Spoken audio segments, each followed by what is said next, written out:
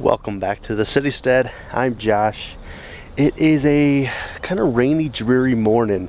I had some plans to do some work out in the gardens, but as is with life, things change. There's a bunch of water, everything's wet, so we're gonna do something a little different. I'm gonna take you inside the greenhouse and we're gonna talk a little bit about seed starting.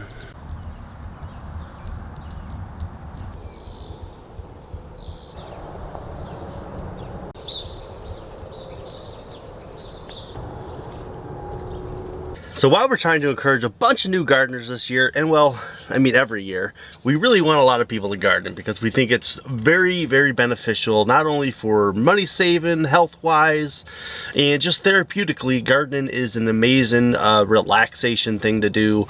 It's just something that you can get out there, get your hands in the dirt, and it's like scientifically proven that gardening will actually make you happier.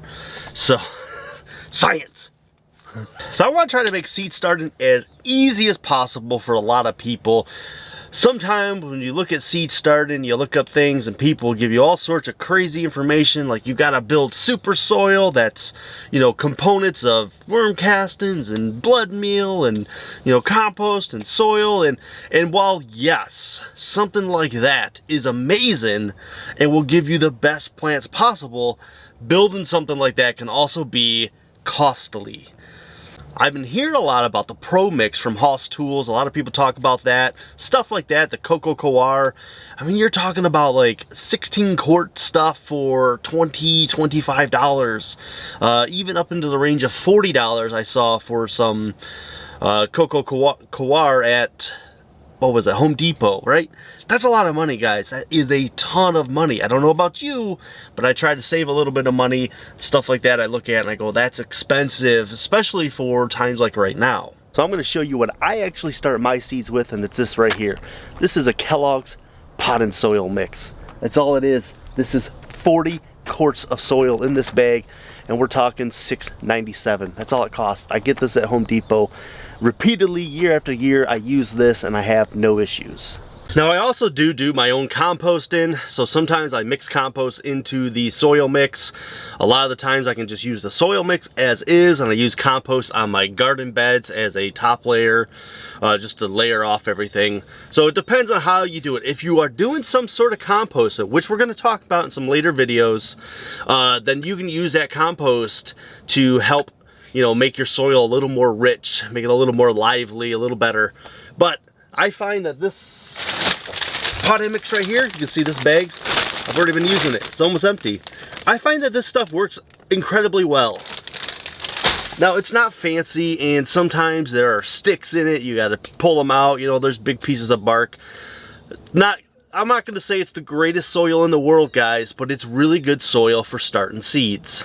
In fact, that is what is in this tray. Now, I know a couple of these things are not sprouted yet, but that's because it's too cold for them to sprout. Like our basil and what do we put over here? Or our chard. It's a little bit, just chard's a little bit sporadic. Those were older seeds, so I wasn't sure how it was gonna do. But we started all of this with just that $7 bag of soil.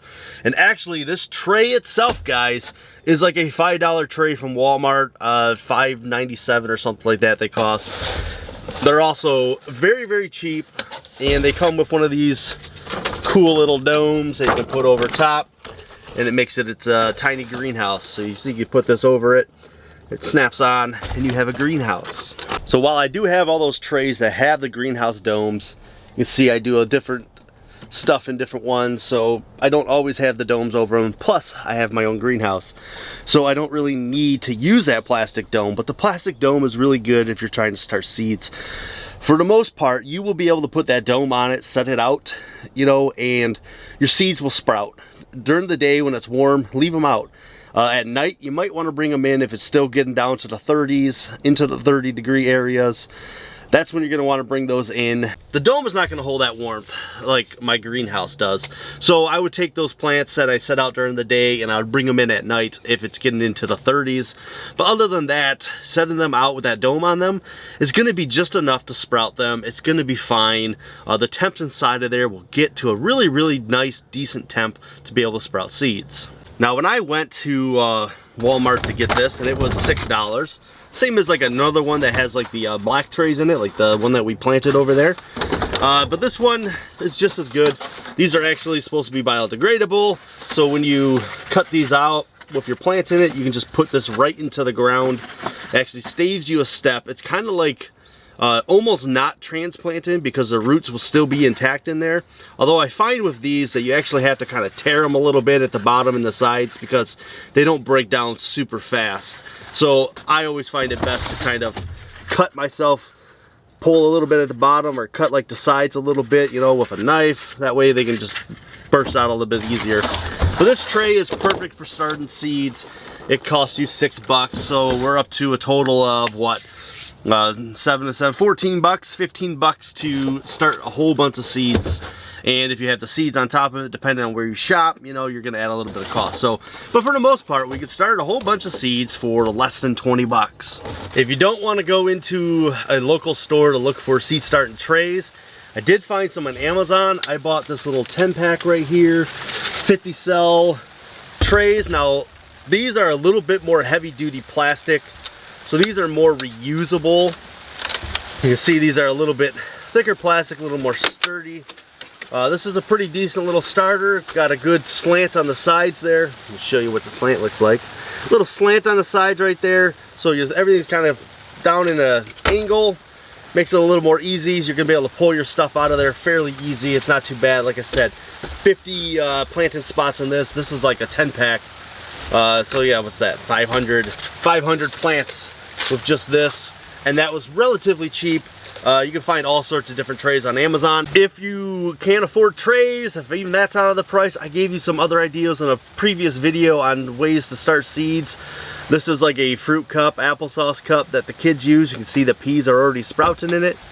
This is a milk carton that we got. You know, seeds in that. You can see them in there. Already sprout. And then I showed you how to make some paper newspaper pots. These are a little more delicate once they start getting wet like this, as you can see. I can still hold it relatively easy. It doesn't fall apart too much. This is what they look like when they're brand new made. They look a lot nicer, a little more sturdy. But very, very cheap alternatives that anybody can do at home. I will link the paper pot video right there for you. And that's a good way to help you start seeds and also cut down cost. Let's see, I got some seeds here that I'm gonna start. So let's talk a little bit about seed starting. One thing I've done over the years is I've kind of set up myself a little seed starting area. It's nice to have something to work. I actually use a plastic tote down here. You can see I dump the bag of soil into that tote. If I'm gonna mix it with compost, I'll mix it in there, just a little bit of compost in there. If not, I'm just gonna pour it into that tote so I can shovel it out a little bit easier than the bag, but you can shovel it right out of the bag. You don't need a fancy tote like this. And what I like to do before I start is make sure my soil is a little bit moist. So I will get a little bit of water and splash it into there. As you can see, this has kind of been out in the greenhouse a while. It's got a little bit of moisture to it. It's not very dry. It can clump up pretty nicely. So that's a perfect amount of water in that soil to be starting seeds. So as you're collecting seeds, an important thing is storing those seeds. There's all sorts of different, methods of how you're going to store them. People put them in boxes. All sorts of different ways. A huge thing that was this fall and winter was the photo storage separator containers. People were loving those things and using them all over. I actually keep a lot of seeds in something like this. This is just like a thing, office supply thing you can find at any office supply, Walmart. It's like $4 or $5. Something super cheap like that. It's not bad. It doesn't have a cover, so like I can't take it outside because it'll get wet or anything like that. But I also like using little ammo boxes. You can see right here. It's a nice solid lid. It's got a strap to it. Holds down really well. Put all your seeds in there. It's like the ammo boxes are like the perfect size for seeds, and they're also relatively cheap. This thing right here was I think $5 on Amazon. In fact, I'll link it down below for you. You can find them super cheap, and you can buy a bunch of these for the same price as one of those photo storage things. It's not going to separate your seeds and organize them by category and all that kind of stuff, but this thing gets the job done, and I like it just as much. I can take it outside, close it up, and don't have to worry about my seeds getting wet inside of it.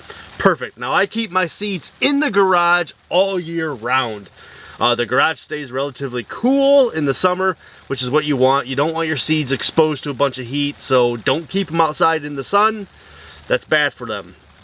Keep them in someplace cool, dry, a basement, a garage, you know, a corner where there's not a lot of sun, something like that. Obviously this blocks all the sun out of it, so you don't have to worry about that.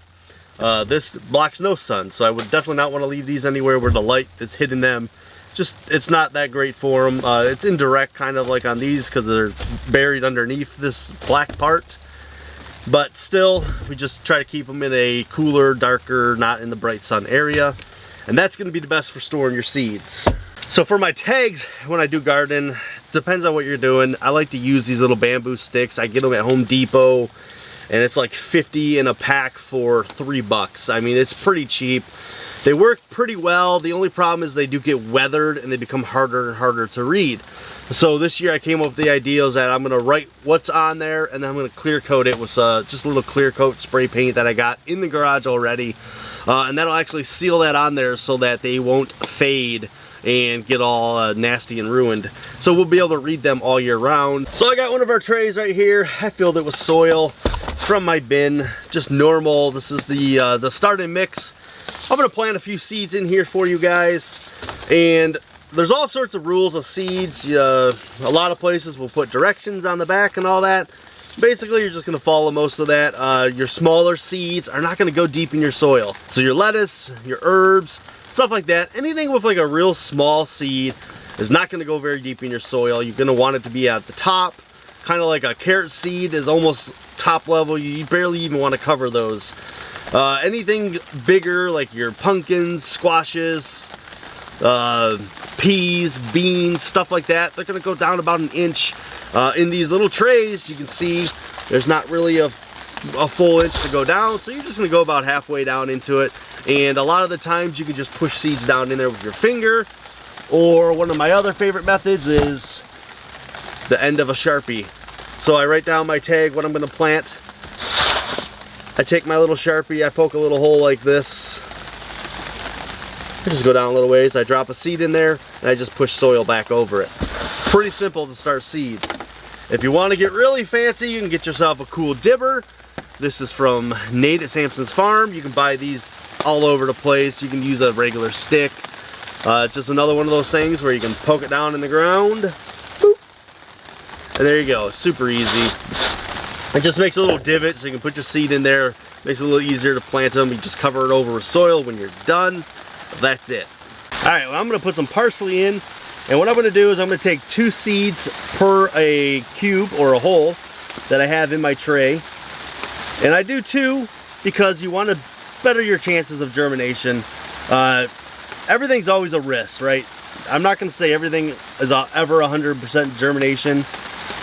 Lots of different things can lead to bad germination rates. We're not going to get into it all right now because there's a lot, and it'll just make you worry more. Just know that if you put 2-3 seeds in a hole, there's a really good chance you're going to get one of those to come up, no problem. I wish I could show you how tiny these seeds are, but this is oregano. And those are some really tiny seeds. So this is what I mean about like something like that. It's going to be more of a surface sprinkle. You're not going to want to push that into your soil. It's going to have to fight once it starts getting a root system to push anything up over all that dirt. So the more dirt you put on top of something like the tiny seed like that, the harder it'll make that seed able to push up its green past that soil level. Again, I just kind of push a little dirt over top of them, nothing big. Just kind of cover them a little bit, make sure they're not fully exposed on top of the soil. So I got some sage seeds here. They're a little bit bigger. Probably not gonna be able to see them really, but tiny bit bigger. Let's see if I can pull this up here. They kind of look like little BBs. They're kind of like a radish more type seed. Now you're gonna push those down a little bit. You're gonna go talking like a 1/4 inch just because they're a little bit bigger than your tiny herb seeds. Like I said, I just used the butt of this little marker, make a small divot. If you ever put seeds in your pocket, make sure the lid's on them, or you'll have a pocket full of seeds. Oh, like I do. So this is Swiss chard. It's kind of like the sage, a little bit bigger seed. You can actually see these, they're so big. So we're gonna push that down. Oh, we're going about 1/4 inch, 1/2 inch. You don't want to go too deep. You still kind of want it to be toward the top of your hole. especially in these little trays. You just don't want to have to fight all that dirt to get up with the little sprout. Alright guys, there we go. We did that pretty quickly, right? This whole tray is planted now. It took us less than 10 minutes. So now what I would do is, I have a greenhouse, so I would water it and then just leave it here. So obviously not everybody has their own personal greenhouse like this.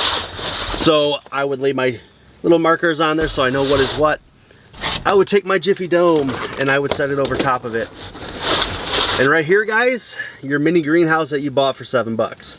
So we're gonna set this outside in the sun this way, and that's it. Like I said, if it gets super cold at night, you're getting low 30s, mid 30 degrees, take it inside for the night. You're not gonna want it to be out there. If it's staying around low 40s, you know, you could probably leave it outside, it'll be okay. Leave the dome on there, take it off, make sure you water it every day or so. It depends on how moist the soil is. You don't want to get too wet because you don't want to drown your plants, but you also don't want it to be so dry to where you can tell that the soil is completely dry. So for me and my purposes, this goes back on the rack over here, the shelf, full of seeds already, and we're just gonna wait for that stuff to germinate, and then we're on to that. So I hope this was kind of an easy guide on seed starting.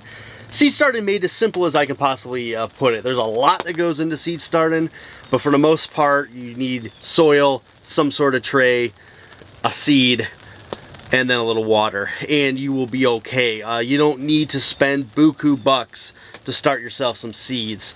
Obviously, the more you spend, the better soil, trays, all that kind of stuff. It does make things a little easier. It does make things a little more successful. But as you can see with this tray here, full of all these sprouts, cheap soil, cheap trays, works just as well as anything else.